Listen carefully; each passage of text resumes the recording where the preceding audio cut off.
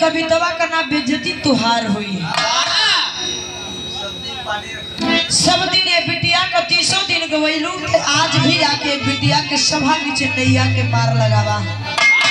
ओ हरियाणा में बढ़िया बजत रहल भाई कैसन करत हो बाबू? हां यारो बजी भाई दरबार ना हेलो लेकिन हमारे बंदना का लाइन चेंज हो गई मास्टर सब पुकारे ला